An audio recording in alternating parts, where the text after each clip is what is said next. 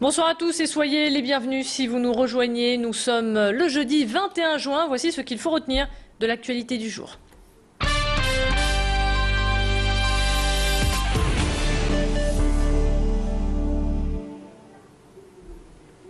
Dodo La Saumure, condamné à 5 ans de prison avec sursis pour proxénétisme en Belgique.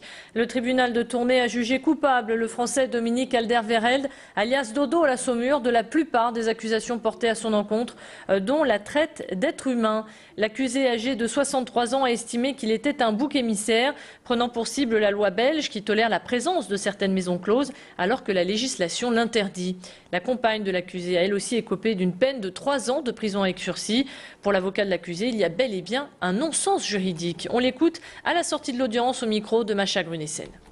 Effectivement, on dit qu'il est surprenant pour M. Alderweireld de voir l'ensemble de ses collègues, il vous a parlé de 3500, exercer de la même manière que lui, qu'il est surprenant de voir la police réglementer en quelque sorte et même de manière certaine son activité, mais que pour autant on le condamne. Alors on le condamne à une peine avec sursis, certes importante, mais qui démontre de mon point de vue un certain embarras du tribunal, car manifestement, s'il le condamnait à une peine d'emprisonnement ferme, cela voudrait dire que tous ses collègues devraient immédiatement fermer boutique et j'ai pas l'impression que ce soit le souhait de tout cela. Et je vous rappelle que le nom de Dodo La Saumure a été cité dans l'affaire dite du Carlton pour avoir fourni des escort girls à des clients de l'hôtel.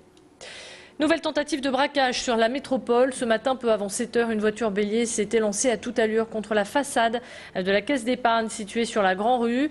Les malfaiteurs voulaient braquer les dabistes, les agents chargés d'alimenter les distributeurs en billets de banque. Mais ces derniers étaient déjà dans l'établissement au moment des faits. Le mur de la banque a bien résisté. Résultat, les malfaiteurs ont pris la fuite après avoir mis le feu à leur véhicule. Des images signées Julie Sicot et Hélène Si.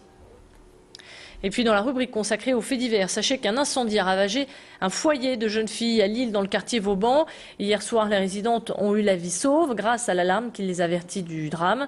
Un feu s'est déclenché pour des raisons encore inconnues. Les flammes ont ravagé 7 studios ainsi que les parties communes. Un incendie d'une rare violence dont on peut voir les conséquences et les dégâts sur ces images. 3 personnes ont été blessées. Les sinistrés seront relogés dans un autre foyer de l'association La Sauvegarde du Nord.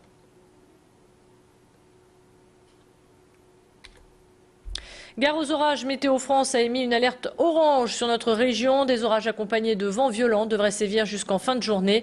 Il est fortement conseillé de se tenir éloigné des zones boisées pour se protéger de la foudre, mais aussi des chutes d'arbres.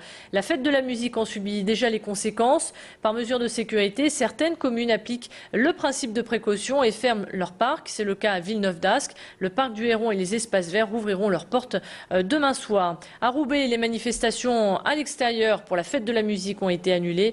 Et à Lille, c'est la même déception. Et puis pour les événements qui se déroulaient en intérieur, c'était forcément différent, comme ici à Roubaix, avec ce cours d'initiation de danse qui a eu lieu dans les locaux de Cépréco. Ici, les apprentis ont pu découvrir différentes danses, du hip-hop, du zumba.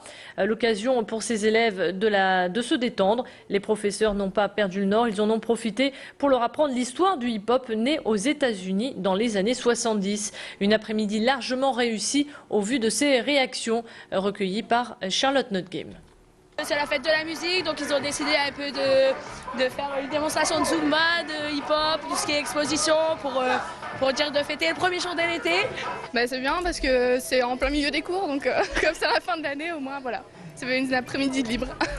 C'est l'occasion aussi de communiquer avec nos jeunes et aussi permettre à nos jeunes d'échanger entre eux. Donc c'est l'occasion de le faire dans la bonne humeur. Le 27 juillet, la flamme olympique étincellera le ciel londonien, un événement majeur qui aura un impact sur la métropole lilloise, lieu de passage des touristes ou encore base arrière d'entraînement pour les sportifs.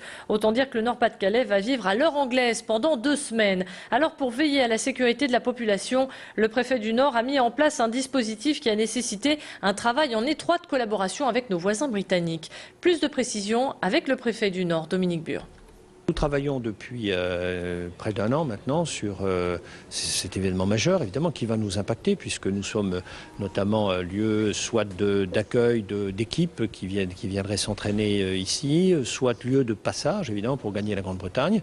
Ça fait 1 an maintenant que nous échangeons. Il y a un coordonnateur national qui participe à ces travaux, qui fait le lien avec les responsables britanniques. Comme tous les mois, l'ARS, l'Agence régionale de santé, fait un point sur la situation dans notre région. Aujourd'hui, la surconsommation de médicaments place le Nord-Pas-de-Calais en tête des régions. Un phénomène qui serait dû à une grande précarité, mais aussi au taux de surmortalité. Les nordistes tardent pour aller chez le médecin. Pendant ce temps-là, leur état de santé se dégrade, ce qui au final coûte plus cher à la sécurité sociale et aux mutuelles. Le manque de médecins dans les zones rurales est aussi un facteur aggravant. Explication sur ce phénomène au micro de Charlotte Nutgame.